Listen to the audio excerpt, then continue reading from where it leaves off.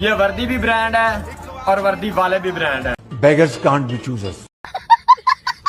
हमें इजाजत दें, कसम खुदा की अपने सीने में गोली खाएंगे। ईरान की तरह पाकिस्तान भी इसराइल के लिए खतरा है। आज हम किसी दोस्त मुल्क में जाते हैं तो वो कहते हैं ये आए हैं मांगने के लिए। मुझ पर रहम करें, मेरे छोटे छोटे बच्चे हैं। अभी पाकिस्तान इंशाल्लाह सब पे छा गया है, पाकिस्तान की दहशत होगी इंशाल्लाह, पाकिस्तान जिंदाबाद। तो बनता है, अगर इस तरह का उनका स्ट्रक्चर है तो मेरे ख्याल में ठीक है। पाकिस्तान इसराइल को तबाह करने के लिए बना है। अमेरिका इस जंग में शामिल ना हो। पाकिस्तान एक बयानात की हद तक तो हम सुनते और देख रहे हैं, लेकिन फिजिकली क्या इस जंग में पाकिस्तान कूद सकता है? Beggars can't be choosers. मुल्क लोगों के लिए तो नहीं बना, वो तो पाकिस्तान आर्मी के लिए बना हुआ है। पिछले करीब 1-1.25 साल से यही बात बोल रहा हूँ। और फिर अफगानिस्तान पाकिस्तान के पंगे थे, आपको पता ही है कि अफगानिस्तान ने पाकिस्तान को रिकॉग्नाइज नहीं किया था। जी मुझ पर रहम करें, मेरे छोटे छोटे बच्चे हैं, मुझे जाने दें। नहीं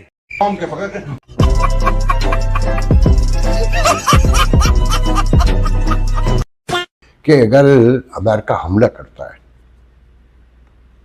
तो ये यकीन रखें कि फिर ये मुलाकात बहुत अहम थी, और अमेरिका हमला नहीं करता तो ये एक लॉबी थी जिसने मुलाकात करवा दी है। और इसका नुकसान ये हुआ कि पाकिस्तान में जो जमहूरियत की सारी उम्मीदें थी वो फारिग हो चुकी हैं। वो मैंने कल भी कहा था। और फिर हमारे एक दोस्त हैं ताहिर मलिक, बहुत सीनियर जर्नलिस्ट हैं, अमेरिका आते जाते रहते हैं, बच्चे तो उनके भी यहीं पर रहते हैं, हम एक दूसरे को बहुत तवील अरसे से जानते हैं। वो प्रोफेसर हैं जर्नलिज्म के और एंकरिंग भी करते हैं। तो उन्होंने एक बड़ी खूबसूरत पोस्ट लगाई है कि जो तहरीक इंसाफ का सोशल मीडिया है बिल्कुल ठीक कहता था कि डोनाल्ड ट्रंप आएंगे तो सब कुछ बदल जाएगा। तो आपके सामने सब कुछ बदल गया। आज तहरीक इंसाफ कहीं नहीं है। जो दावे थे, नारे थे कि जो सिविलियन गवर्नमेंट बैठी होती है, चाहे वो इमरान खान की हो, चाहे वो नवाज शरीफ की हो, चाहे बेनजीर भुट्टो या कह लीजिए इस वक्त के शहबाज शरीफ साहब, इनकी कोई वैल्यू नहीं है। अब बहुत से लोग ये भी कह रहे हैं कि जी ये जो डोनाल्ड ट्रंप साहब ने जो हमारे फील्ड मार्शल साहब को खाने पे बुलाया है तो उससे जरूर कोई ना कोई उनसे कोई बात ऐसी की जा रही होगी ईरान को लेकर या किसी और कंट्री को लेकर, क्योंकि पाकिस्तान इससे पहले अफगानिस्तान के लिए भी इस्तेमाल होता है, तो क्या अब ईरान के लिए भी इस्तेमाल होगा? वैसे तो खैर कहा यह भी जा रहा है कि ये जो मीटिंग हुई है या ये जो मुलाकात हुई है उसके लिए मतलब ये मुलाकात एक बहाना है, प्यार का सिलसिला पुराना है। ये तो आप जानते ही हैं कि हमारी आर्मी के साथ जो है या हमारे जो कह लीजिए एस्टेब्लिशमेंट के साथ जो है वो अमेरिका का एक खास ताल्लुक रहा है। हमारे अभी 2 दिन पहले मैंने एक शो किया था कमर चीमा साहब के साथ, तो कमर चीमा साहब का भी यही कहना था कि जी वो हमारे लीडर हैं, फील्ड मार्शल साहब को उन्होंने लीडर बताया और कहा कि जी इसलिए उनको खाने पे बुलाया गया है। तो आप इससे समझ सकते हैं कि सिविलियन गवर्नमेंट कितनी मतलब एक तरह से समझ लीजिए कि सिर्फ दिखाने के लिए। अभी पाकिस्तान के chief of army staff America के विजिट पे हैं, वहाँ पे ट्रंप के साथ लंच भी किया, यानी देखने में आ रहा है कि रिलेशन अमेरिका और पाकिस्तान के बेहतर हो रहे हैं या एज कम्पेयर टू पास्ट बेहतर होते नजर आ रहे हैं। ऐसे में इंडिया नाराज होता नजर आ रहा है। इंडिया ने रिजेक्ट किया, इंडियन प्राइम मिनिस्टर ने उनका तो चलिए शुरू करते हैं। बेहतर होने से इस खित्ते में स्टेबिलिटी आएगी, इस खित्ते में पाकिस्तान की पावर बेहतर होगी या इंडिया की जो है वो अपना पावर है वो वैसे ही कायम रहेगी? डेफिनेटली इम्प्रूव होगी इससे पाकिस्तान अमेरिका रिलेशंस, क्योंकि अभी जो पाकिस्तान इंडिया की वॉर हुई है उसमें आप देखें कि अमेरिका ने जो है ना वो सालसी का रोल अदा किया है, तो वो एक जाहिर है उसे करना चाहिए, लेकिन अपने ब्रदर मुस्लिम का भी साथ देना चाहिए। एक विन विन सिचुएशन होनी चाहिए, मतलब उसको उनको कन्विंस करना चाहिए कि इसराइल को रोकें जैसे उन्होंने इंडिया को रोका है। ये चीज पॉइंट यार शायद यही करने के लिए वो वहाँ पे मौजूद हो। वहाँ मौजूद इसलिए थे ताकि अफगानिस्तान के तरह ही ईरान के पीठ में भी कटप्पा वाला तलवार पीछे से भोंक सके, इसलिए नहीं कि ईरान को इजराइल से बचाना है। थोड़ा पाकिस्तान की हिस्ट्री भी पढ़ लिया करो भाई साहब। आसिम मुनीर भाई साहब गए अमेरिका में भीख मांगने के लिए, तो लंच कराया गया। पाकिस्तान के बड़े बड़े एंकर अपने ट्विटर पे और फेसबुक पे लगा रहे हैं कि देखो क्या मेन्यू है, हलाल मेन्यू आसिम मुनीर के लिए, इस पे खुश हो रहे हैं। भूखे नंगे लोग इन्हीं को कहते हैं कि इस पे खुश हो रहे हैं कि मेन्यू देखो। और जो आसिम मुनीर ने पेश किया वो तो सब कुछ ही था ना, थाली में रख के सब कुछ पेश किया। ईरान चाहिए माई बाप, क्या करना है ईरान का बताएं। आयतुल्लाह को मारना है, मार देते हैं। देखिए, दोस्तियां हम पल्ला में होती हैं। हम पल्ला यानी वो कहते हैं ना कि अगर बादशाहों से दोस्तियां रखनी है तो, यानी नहीं, हाथी से दोस्ती रखनी है, हाथियों से दोस्ती रखनी है तो अपने घर के दरवाजे ऊंचे रखने चाहिए है। तो वो यही है हाल। अब देखिए, IMF के पास जो कंट्री होता है उसके तो घर के दरवाजे आप कितने को ऊपर कर लेंगे, तो फिर ये कि मीटिंग करवाने में कोई ना कोई तो आगे आएगा और साथ देगा। और उसमें ये है कि वो कह रहे हैं कि बताया उन्होंने, MBS की तो बात हो ही रही है मोहम्मद बिन सलमान की, कि रिपोर्टेडली कि उन्होंने करवाया या नहीं करवाया वो तो बेहतर जानते होंगे, लेकिन साथ ही जो बिलाल जिन्होंने कि क्रिप्टो करेंसी जो काउंसिल पाकिस्तान में खुली है उसको करने से पहले उन्होंने प्रेसिडेंट ट्रंप के बेटे से रब्ता किया था और ये कहा जा रहा था कि जी बड़ी इनकी से है, तो बड़ा एक बहुत बड़ा पावर है और हो सकता है कि उन्होंने भी बीच में दोबारा से ट्रंप के बेटे से बात की और कहा कि जी ये जरा मीटिंग तो करा दें। तो पाकिस्तान को, मुस्लिम वर्ल्ड को क्या करना चाहिए इस सूरत हाल में?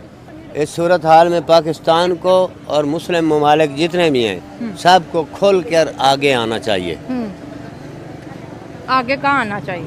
आगे ईरान के साथ उसका साथ देना चाहिए, उनको बोलना चाहिए कि ये जंग बंद करें।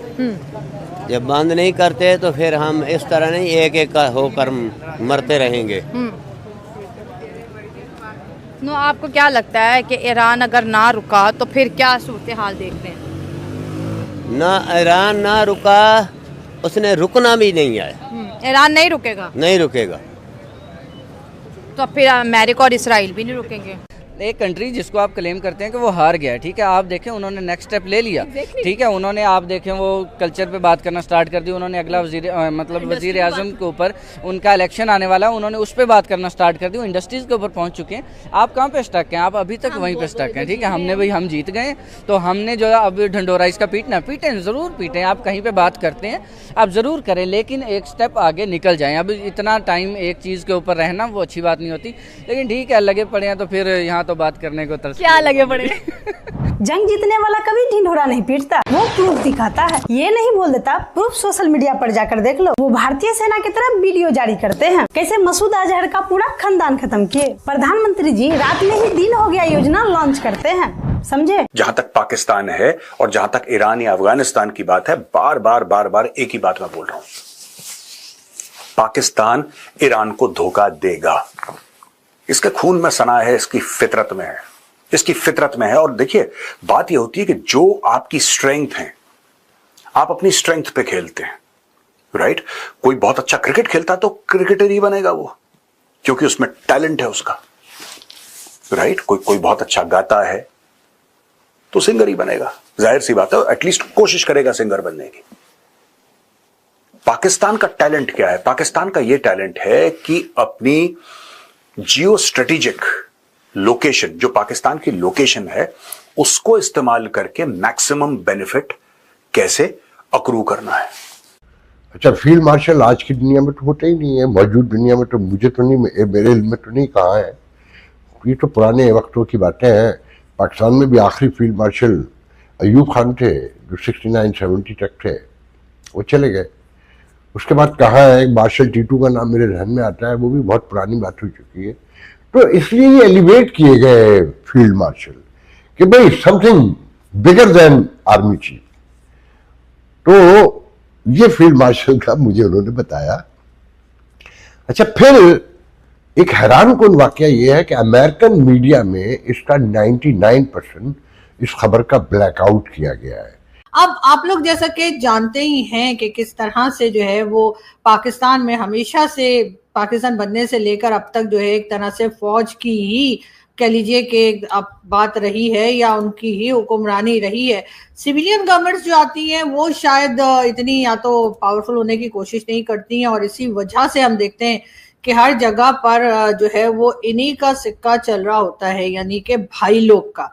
और अमेरिका भी हमेशा से पाकिस्तान में डिक्टेटरशिप को ही सपोर्ट करता आया है, चाहे वो याहिया खान हो, चाहे अयूब खान हो, चाहे जनरल परवेज मुशर्रफ हो, चाहे ज़ियाउल हक हो, जिसकी भी गवर्नमेंट आई सबको जो है वो अमेरिका ने सपोर्ट किया। और इसी वजह से पाकिस्तान में इस वक्त भी एक यही तासुर, क्या पाकिस्तान में क्या पूरी दुनिया में यही समझा जाता है कि अगर किसी किसी ने बात करनी है पाकिस्तान में तो वो जाकर फौज से करे, या वो जाकर जो सिक्योरिटी फोर्सेज हैं या जो एस्टैब्लिशमेंट कहलाती है, जिसमें कि जाहिर है कि हमारे जजेस भी आ जाते हैं और भी कई इदारे आ जाते हैं, उनसे की जाए। मुझे बताएं, ईरान और पाकिस्तान का बॉर्डर इस टाइम बंद है, खबरें ये है बॉर्डर बंद है, जिसकी वजह से पाकिस्तान में तेल की कीमतें भी बढ़ गई हैं। इंटरनेशनल जो कि एनिमीज कह लें या जो पाकिस्तान के या ईरान के मुखालिफ हैं, वो उनका ये स्टांस है कि भाई एक साइड पे पाकिस्तान कहता है हम तो ईरान के साथ खड़े हैं इस जंग में, दूसरी साइड पे बॉर्डर बंद कर दिया, आपने क्या साथ देना, साथ खड़े हो गए। बॉर्डर बंद करने की डिफरेंट रीजंस होती हैं। अब स्मगलिंग भी होती है, वॉर की चीजें यहाँ से वहां ना चली जाएं, इंस्ट्रूमेंट्स,